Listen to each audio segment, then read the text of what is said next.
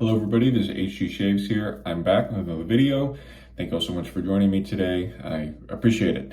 So here we are in the third week of Austere August, and so if you're still continuing to watch these videos while I use the same thing week after week, you are a real trooper, and thanks. So once again, in case you're joining me for the first time this month, using the Gem Micromatic Open Comb razor.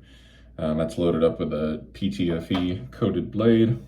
We're using the Mammoth Restore soap, and I have been putting a decent dent into it, but it's not like I can see the bottom yet or anything. And then for the brush, before I show that to you, I discovered this week, using the same stuff every week, really the only way to get any kind of change is if you change something about your technique to the shave. And so something I wanted to try this week, after kind of being inspired by a friend who did a similar thing, although not exactly the same thing, was to load and lather the soap a bit differently than I had been.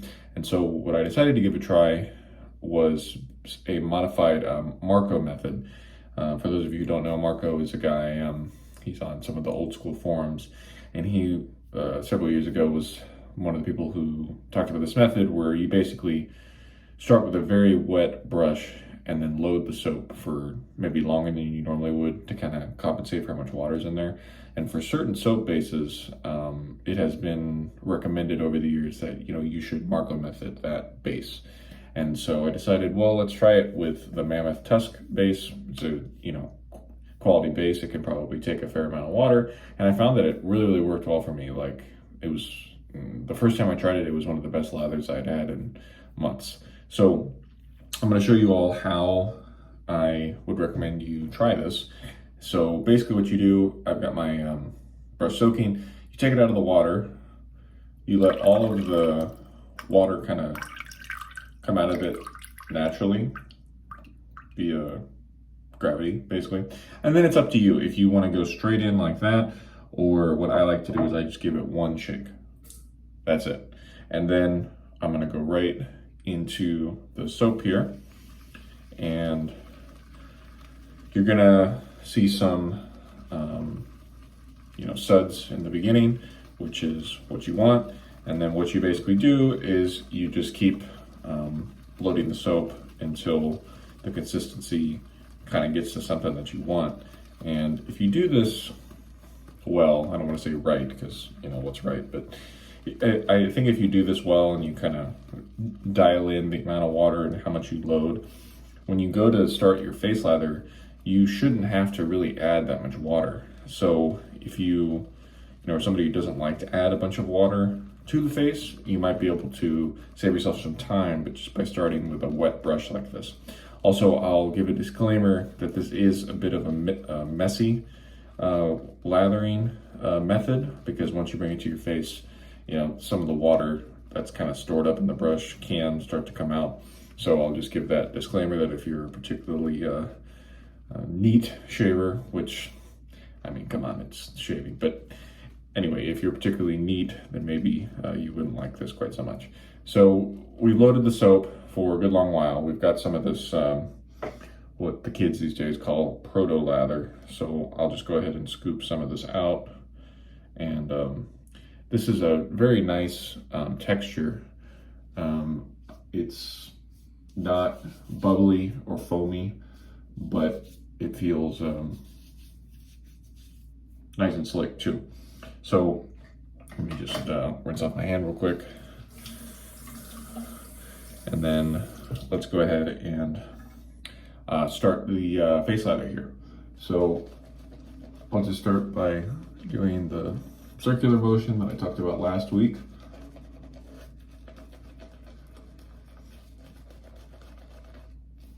And then we'll paint a little, and I don't know if you can see, but there is some water that's starting to come out, which is okay. Something that I learned from someone else is if you want to prevent the water from just going onto the floor, basically try and tilt your head a little bit so that the water hopefully integrates with the soap that's on your face and doesn't just go straight on the ground. So as you can see, this is a terrific texture from, you know, as I like to say, quite literally doing nothing. I mean, I just started with a wet brush, loaded for 45, 60 seconds, something like that. And then here we are. So I think with some bases that don't mind if you introduce a bunch of water in the beginning, I think this can be a very nice method. So, and then yeah, at this point, I would just recommend working the brush a fair amount so you can see kind of if there's any water hiding in there that wants to, you know, mix with the soap. And then once you feel like you've done that enough, then it's up to you to decide, you know, how much water you want to add.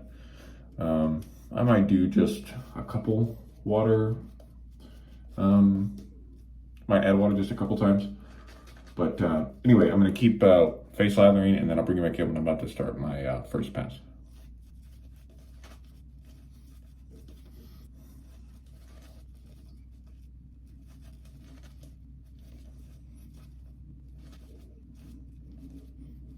Okay, we're back, and I'm very pleased with this lather. I think I got it exactly as I wanted it.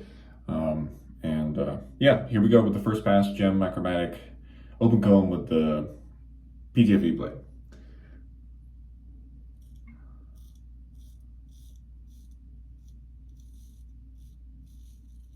For a blade update, I was getting worried there maybe 4 or 5 shades ago that I was gonna have to do some palm stropping for this blade. It was just starting to get a little kind of tuggy and just a little bit rough, but still sharp. But then the blade kind of had a second life. I'm not quite sure what happened over that night, but then the next day it started working very well again, and it's been fine for, I guess it's been, what, 3 days? So that's a good reminder. For some reason you have to do something crazy where you have to use the same blade like we are. Sometimes it will kind of snap back if you give it a chance to. I know people who have put hundreds of uses on blades. I mean, not gems, but DE blades. And they usually said that at some point, you know, in their marathon that they almost lost hope, but, you know, don't.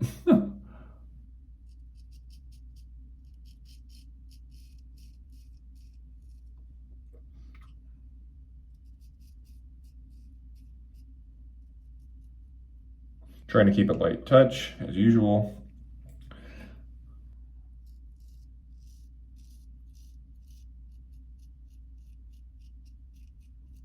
And try not to go over some of those spots under on my chin here too much. I've had a couple spots. Yeah.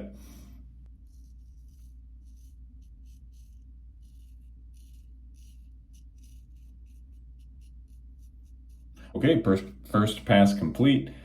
Rinse and bring it back in for pass number 2 in just a sec. Here's what the brush looks like after sitting for a pass, and here we go for pass number 2.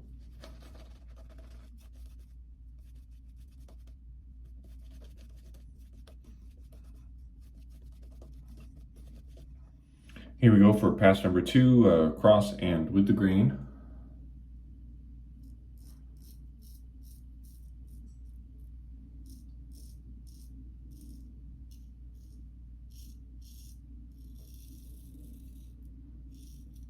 For a little live music update, did get to play last night one of the outdoor concerts that I've done during the summer while the weather's decent here, and it's been really nice to do those. You know, I think I mentioned that either 1 or 2 weeks ago, how even when you're in a relatively casual kind of performance space, in this case just on somebody's front lawn thinks it's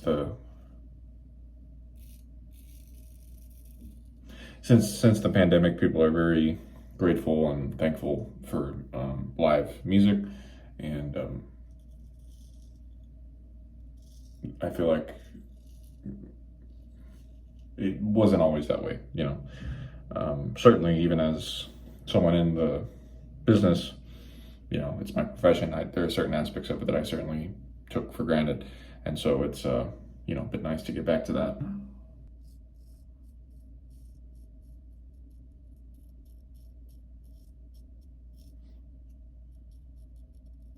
I used to live in Texas for a few years, and I used to hate doing those outdoor concerts because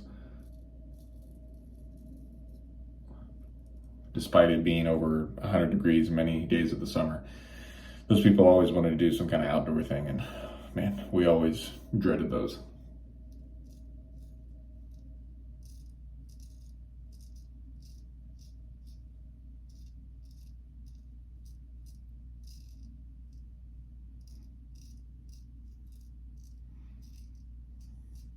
The work smarter, not harder solution to that problem I've since learned is you just make sure in your contract that you ask for some kind of cover. But back then, younger version of me didn't think to ask for that.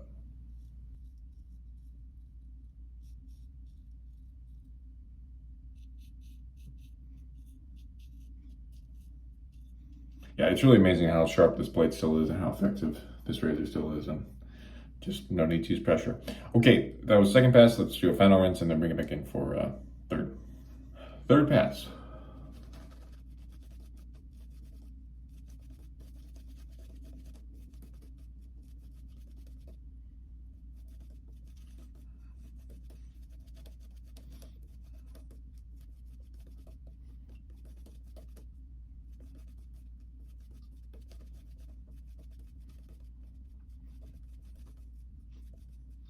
I hope you all will see the same as Zenith. This is one of the best 3-pass lathers I've had in quite some time. You know, and I had loaded straight out of the tub as I showed you. I wasn't using my bowl kind of cheat method. And so the one benefit of doing this kind of modified Marco method is that you do get a lot of water into the soap, and you do load a lot of soap usually. So for the people out there who always say, use more soap, use more water. Well, you could do a method like this, and that's a good way to do both of those things. Okay, third pass with against the grain.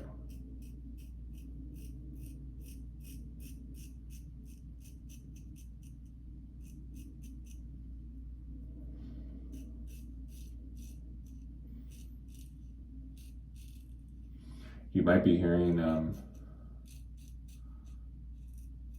some planes in the background. It's not uncommon for us to see commercial flights fly over us because usually when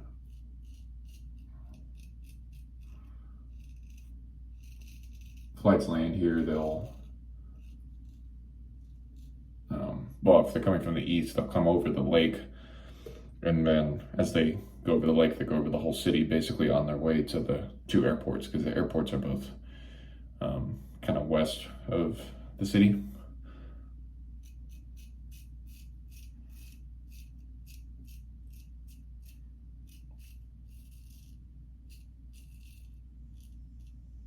But in addition to the usual commercial flights, this weekend we've also had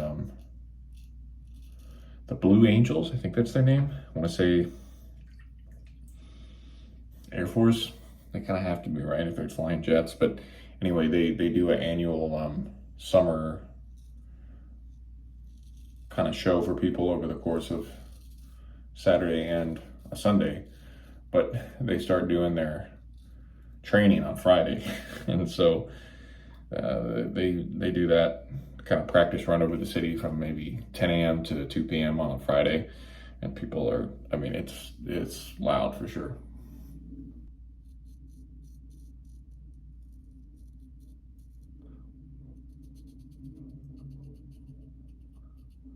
The one kind of, well, not the one, but one of the technique things I haven't talked about too much is um, I guess how far you, or how much you shave in kind of one go. And to me, I've been trying to do shorter kind of strokes, because that not only does it makes me feel like I have a little bit more control, but supposedly it also might increase how much you're actually cutting. I'll talk about that more in just a sec.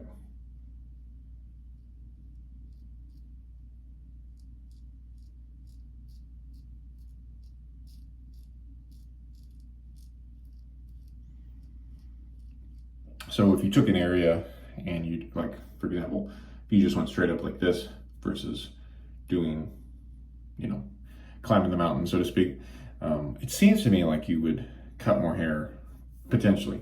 I mean, maybe if if your technique was like flawless, doing one versus a bunch wouldn't matter.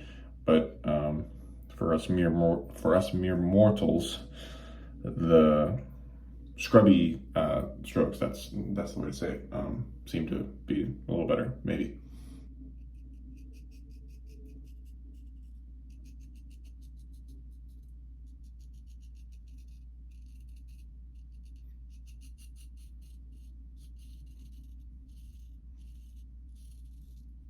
Okay, now let's just check for touch-ups.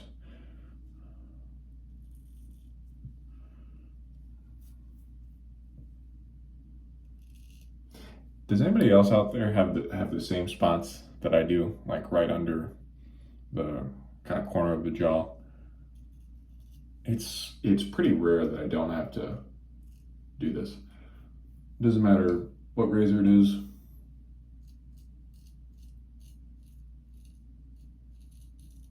Although if I do fewer passes, or